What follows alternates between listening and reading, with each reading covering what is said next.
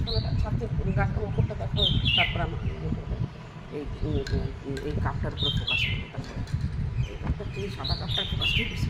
আচ্ছা ঠিক আছে, তোমারটাও দেখাবে যে তোমার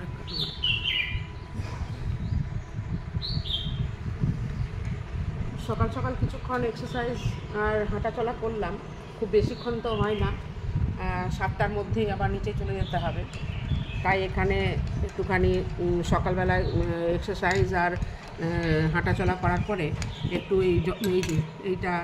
এটাই আছে গরম জল, মধু আর চিয়া সিড, লেবু, এই দিয়ে গরম জল দিয়ে, এটা দুজনের জন্যই 2 কাপ নিয়ে এসছি, দুজনের জন্যই 2 কাপ বানানো হয়েছে।